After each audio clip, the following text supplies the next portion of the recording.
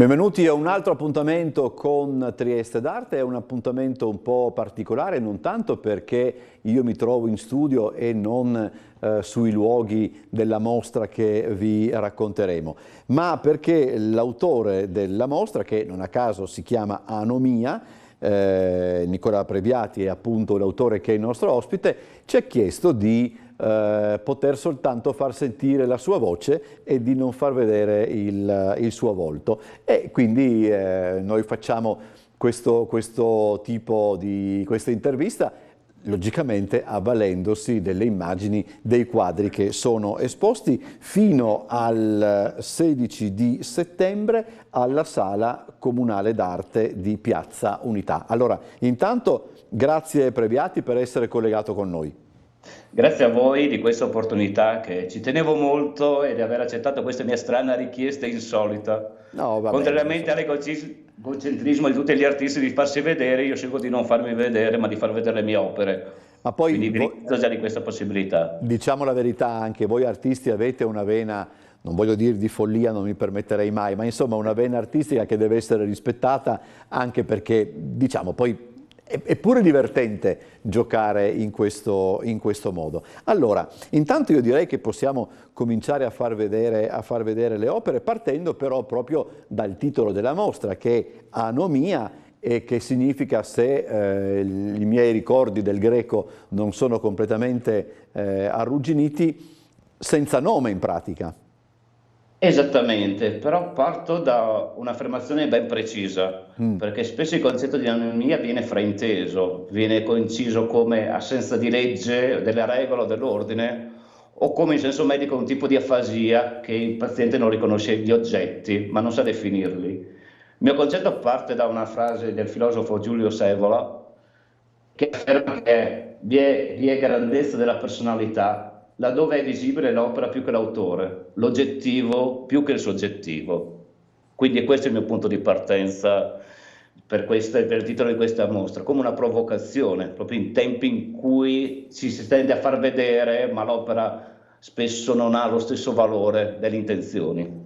Tra l'altro sto pensando, proprio avendo anche visto i quadri esposti, che il concetto di non regola non può, diciamo così, applicarsi alla sua arte, perché è un'arte molto, diciamo, molto geometrica, dove ci sono delle, appunto, è un'arte molto precisa, ecco, per dire la verità.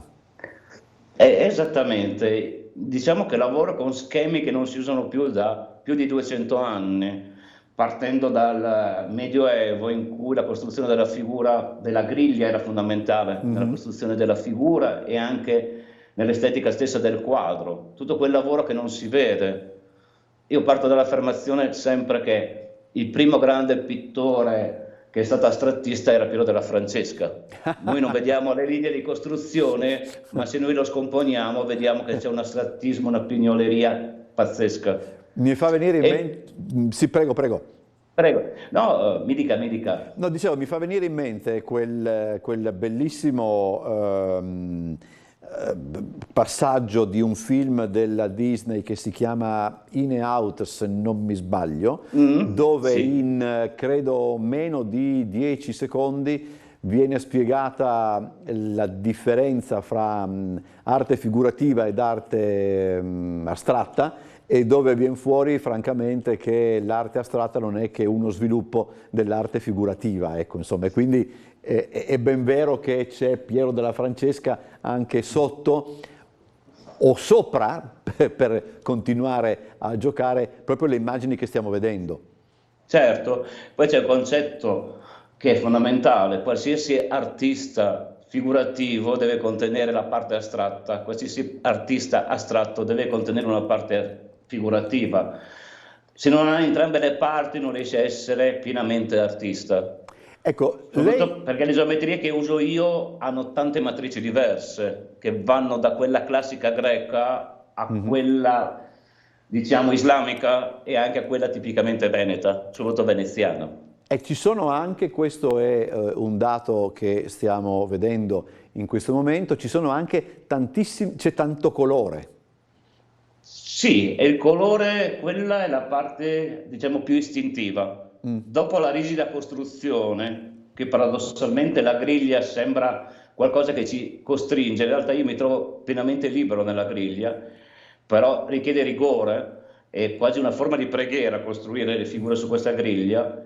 Nel momento del colore diventa il momento in cui viene la mia parte più istintiva, più dadaista, in cui riesco a mantenere l'equilibrio e mi do sfogo a tutta la mia parte più fantasiosa, Sono, mantenendo, lavorando sui giusti concetti di equilibrio di qualità, di quantità, complementari che non si usano quasi più. sono anche delle figure che per certi aspetti, non tutte logicamente, hanno anche una certa specularità all'interno.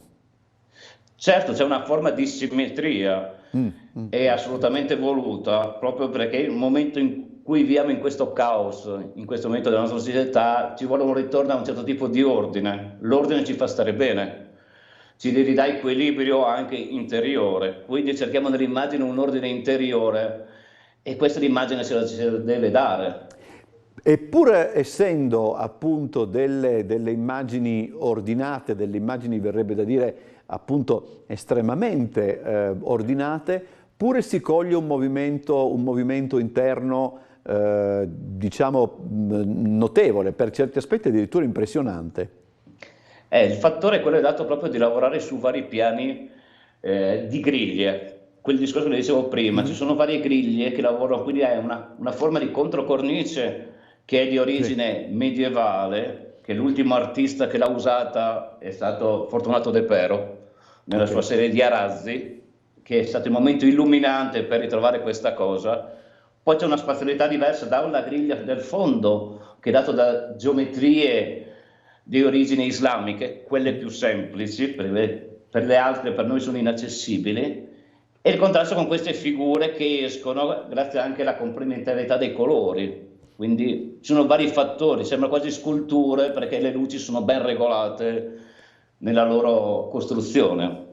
Volevo chiederle, lei ha citato già parecchi autori, a me, ma ripeto, questa è probabilmente una mia, come posso dire, una mia impressione Mm. che va anche che, insomma, che dipende anche dai miei studi, qualche cosa mi ricorda, non può non ricordare le geometrie di Lucio Saffaro, se non altro appunto perché è l'autore delle geometrie scomposte e portate nel campo dell'arte. Però qual è il rapporto che un artista figurativo, quale lei, ha con i Mm. modelli? Perché questa è una domanda che molto spesso io faccio agli attori, ai cantanti, dove logicamente il modello c'è, delle volte si vede, delle volte non si vede, delle volte si sente, delle volte non si sente. E per certi aspetti è pure inevitabile confrontarsi con esso.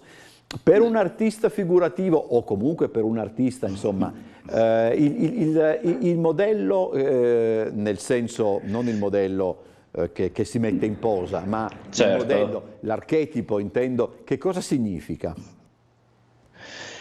Per me è fondamentale, io cerco, la nostra matrice culturale ovviamente è greca, Mm, quindi tutta la figurazione classica, però io sento una profonda attrazione verso le forme più arcaiche, mm. soprattutto scultoree, che Sì, io trasmetto in pittura, quindi si vedono varie contaminazioni, che va da un ciclo Maya, che sì, ho sì. reinterpretato alla mia maniera, a un certo tipo di Art Deco che io adoro, quindi un certo tipo di forma che è stata una contrasposizione al Liberty, ha tutta una figura anche greca, ma nella parte più decorativa greca, soprattutto nella parte apotropaica, cosa che in una città come Trieste è piena, basta che guardiamo qualsiasi portone, c'è un mascherone Sì. apotropaico che protegge le case. Quindi per me le mie opere comunicano bene con l'ambiente in cui sono inserite, specialmente in questa città che io adoro, che è Trieste. Quindi c'è questa comunicazione fra l'opera e anche l'esterno. Uno esce dalla sala e si guarda in alto e in basso, si ritrova un fil rouge, un legame. Lei, se posso chiederglielo, Previati, come si è formato artisticamente? Beh, artisticamente studi classici, quindi allora si chiamava ancora Istituto d'Arte, Ah, prima con proprio. studi di oreficeria e poi successivamente in decorazione pittorica.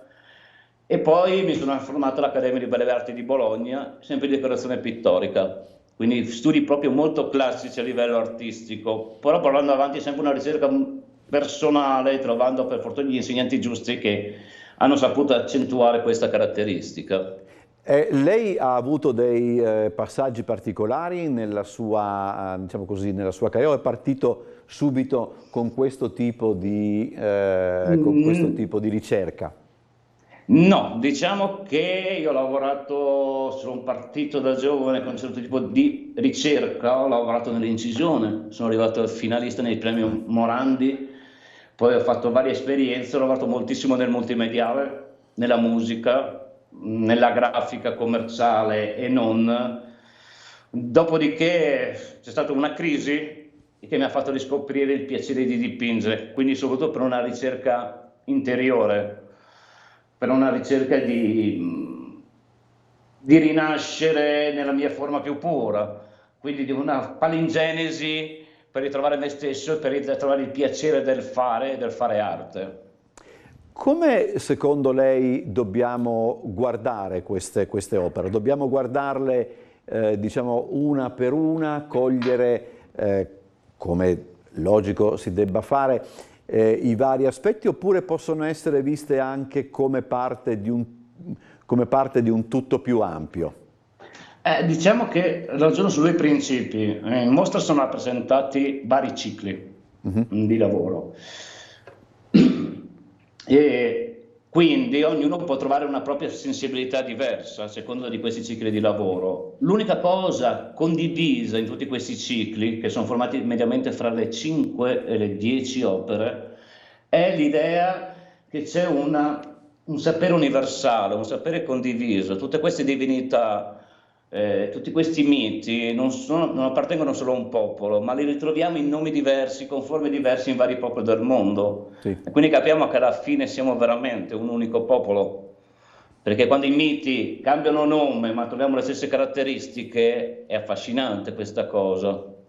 Quindi la condivisione del mito è una cosa e ricercare i punti di congiunzione del mito è una cosa che mi affascina molto. Prima sono passate due immagini, sempre per tornare Sì. al discorso, se vogliamo, anche della. Adesso le vediamo qui, proprio sono le immagini in fondo, no? Credo siano due guerrieri di colore argento. E Sono due. Mi dica, mi prego, dica. prego, prego, prego. Sono immagini molto particolari, fanno parte di un ciclo di 5 opere che si chiama Retorica Apollinea, che sto realizzando adesso il contrappasso, che è la retorica dionisiaca, e in quel caso lì rappresentano Cronos e Kairos, Ho quindi le capito. due versioni del tempo secondo la cultura greca. Ecco, Noi di solito. Mi dica, mi dica. no, mi incuriosiva perché anche io, memore dei miei studi, soprattutto universitari, vi notavo, ma non tanto nella posizione, perché la posizione è completamente diversa. Questi sono visti di profilo, quelli a cui io mi riferisco sono visti invece di fronte, però mi ricordavano, chissà perché, ma forse perché a me piace ricordare quel momento particolare, gli Arbigeri Onigo di Lorenzo Lotto, che sono visibili in una chiesa, credo, della prima provincia, della prima periferia di Treviso. L'arte è bella perché poi ognuno ha la possibilità di cogliere magari non solo quello che l'artista vuole sia colto, ma anche quello che a lui piace cogliere in quel momento. Certo, in questo caso mi fa piacere trovare che lei trova in questo territorio dei riferimenti che andrò sicuramente ad approfondire. Quello che mi interessava molto in quell'opera è far capire che le allegorie, soprattutto che abbiamo perso questo concetto, non sono semplici rappresentazioni simpatiche, ma gli antichi ci insegnavano che erano degli insegnamenti di vita. Sì, sì, Quindi in sì, questo sì. caso Cronos, che si parla sempre di Cronos, è il tempo ineluttabile, è il tempo che noi subiamo e che non facciamo niente, ci lamentiamo ma non facciamo niente per cambiare. E non si parla mai di Kairos, che invece è il tempo propizio, che è il momento in cui dobbiamo prendere in mano la nostra vita e sconfiggere il tempo ineluttabile. Per questo si guardano quasi come due boxer, questi due Sì, personaggi. è vero, è Quindi vero. è la sfida che dovremo affrontare ogni giorno noi. Poi dopo uno, ma questo qui subentra come dire, il cinefilo ad ogni costo che in tutto vede cose cinematografiche, in uno, quello guardando verso quello che sta a destra rispetto a noi che guardiamo, c'è quasi una specie di cipiglio alla Yul Brynner, ma questo, le ripeto, è soltanto una mia, qui proprio spero che nessuno mi venga dietro perché è veramente una mia supposizione, ma insomma è un altro discorso. Lei è in partenza per New York, mi pare, no? Tra un po'. No, non sono in partenza, io purtroppo non posso partire, Ah, ho capito. però le mie opere sono già partite. Ah, Questa è ecco, un... allora ecco, per esempio, quello a destra sembra Saffaro per certi versi, soltanto Certo. che adesso credo che sia proprio questo, se saliamo un po' nell'immagine, questo del tutto astratto in apparenza, sembra però che ci guardi, questi due rettangolini rossi là possono sembrare quasi degli occhi, ma ripeto, anche qui, e anche quest'altro, insomma, è molto affascinante e sono opere che non ci si può fermare a guardare solo una volta sola, probabilmente se tornassimo a rivederle scopriremmo parecchio di più. Ma parlavamo di New York. Ah, intanto mi fa piacere questa cosa della non semplice visione, ma della visione multipla, è una cosa che si è persa nell'arte. Sì. E quindi perdersi nei particolari, nelle geometrie, come le chiamo io, che poi lo sono sempre sacre, è la cosa più bella che lei mi potesse dire. La partenza di New York è molto bella perché il progetto si chiama Bottega 500 ed è in collaborazione con la Tivarnella Art, che è proprio la mia galleria di Trieste, con cui collaboro da diversi anni, e sarà visibile dal 7 all'11 settembre a Tribeca, Ah, quindi avrà una serie di eventi e porterà 12 artisti di tutta Italia. Quindi è un progetto che il curatore Ener Kersicola ha curato da 2 anni a questa parte per arrivare a questa cosa, ed è un progetto molto bello per rilanciare un po' l'arte italiana, che non è solo un modello, che non copia più solo quella estera, ma ritrova la sua matrice originaria e la ecco, riporta fuori. questo sembra l'occhio sembra, quello di prima sembrava veramente Yul Brynner, ma va bene, queste, ripeto, sono Ma mie... mi va benissimo come affermazione perché sono appassionato di cinema anch'io e adesso Vabbè. riguardandola me la fa vedere quello sguardo tipico freddo di Yul Brynner, ci Sì, sta bene, quella sì. serenità ci sta. Volendo continuare, ma poi dopo mi fermo perché sennò chissà dove mi porta, quello di fronte poteva sembrare addirittura Charlton Heston nei Dieci Comandamenti, così ricreavamo anche la contrapposizione fra questi due grandi. Allora, io ringrazio Nicola Previati per essere stato con noi, lo ringrazio anche perché abbiamo capito che ha un amore notevole per la nostra città, e ricordatevi che la mostra Anomia è visitabile sino al 16 settembre, l'orario feriale e festivo è dalle 10 alle 13 e dalle 17 alle 20. Grazie a Nicola Previati e ci vediamo con Trieste d'Arte la prossima settimana.